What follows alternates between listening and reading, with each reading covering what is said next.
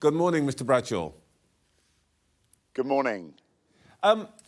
The Farmer Minister has apparently said this morning that your members should be calm. Are you feeling calm? I think the industry is feeling betrayed, feeling angry. The government said that this wouldn't happen. And then the very ill-considered actions, the lack of understanding of what this means. They keep on saying 73% of farms won't be impacted. But when you look at the farms that are producing the country's food, a significant proportion of those farms, DEFRA's own figures suggest 66%, are over the £1 million threshold. And these are farms that are producing the country's food. But the truth is that actually, as far as the government's concerned, this is a matter of behaviour, that farmers do have the choice. They can decide to pass on the asset 7 years before the owner dies. They can use the allowances for a couple or civil partners. There are ways in which the impact of this can be softened, aren't there? For some farms there are, but there's two challenges here. Firstly, that the margins that we've been making from food production are so low. Any liquid cash that's been available has been reinvested in the farm businesses to try and deliver for food production for the next generation. One of the immediate changes is that farms are going to have to start putting money into their pensions, which many haven't previously done. They're going to have life insurance policies in case of a sudden death. And unfortunately, that was cash that would previously have been invested in producing the country's food for the future. The other very, very serious unintended consequence is the human impact. It's all well and good saying if you're going to live for 7 years, you've got time to pass the asset down. Unfortunately, until lunchtime on the 30th of October, the very best tax advice was that you should keep the farm as an asset until death. That changed within the second the Chancellor made the announcement. And unfortunately, there are many who already have lost a spouse, that are in the twilight of their careers, that have given everything to producing this country's food, and they have absolutely no way to plan through that. That is the betrayal that I'm talking about. The human impact of this is simply not acceptable. I think nobody could argue with the issues to do with individual cases, but governments have to choose. Do you have any sympathy with the Prime Minister and Chancellor's case that they had to fill a black hole from the actions of the previous government? I have a sympathy with the fact that they needed to balance the books.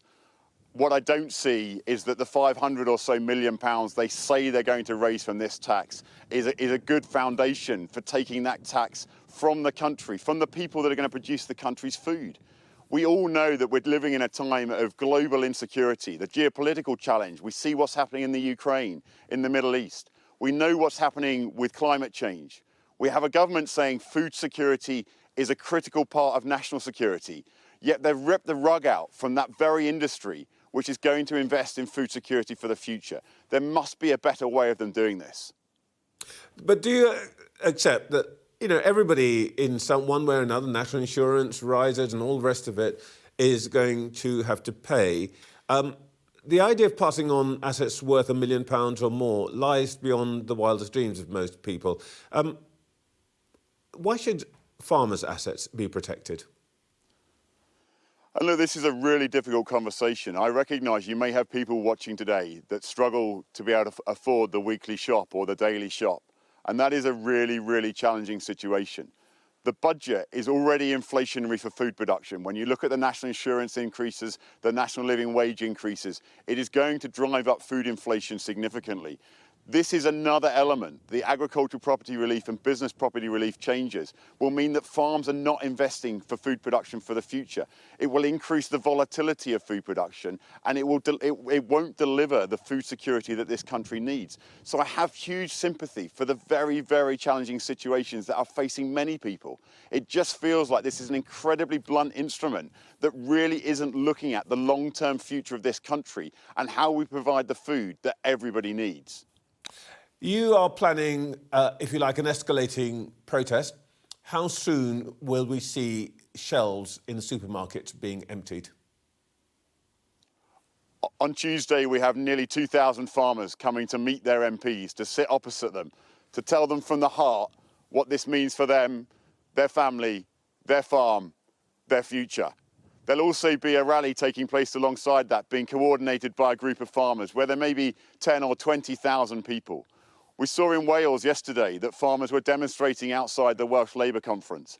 I have never seen the united sense of anger that there is in this industry today. And I fully recognise why people want to take further action. I understand that it feels like a bitter blow on top of so many other issues that the industry's been facing. I'm hearing your point about farmers' anger, but if you empty the shelves, there will be people who go hungry. What about them? No, look, again, I don't for one moment condone that anyone will stop supplying the supermarkets. We saw during the COVID crisis that those unable to get their food were often either the very most vulnerable or those that have been working long hours and in hospitals, the nurses. That is something we do not want to see again. But this is in the government's control. They can sit down, they can talk to us, they can work a way through this. I'm sorry to interrupt you, but I just want to get one thing clear, because some farmers were telling Sky News yesterday that this was the plan, that they want people to know what it's like if farmers are not producing, that to understand that there will be hunger, there will be shortages. Are you saying this is not an NFU tactic? That is not an NFU tactic. We do not support emptying supermarket shelves, but I do completely understand the strength of feeling that there is amongst farmers. They feel helpless today, and they're trying to think of what can they do to try and demonstrate what this means to them. So, look, I understand their strength of feeling, but we are not supporting that action. Tom Bradshaw, the National Farmers Union, thank you so much for your time today. Thank you.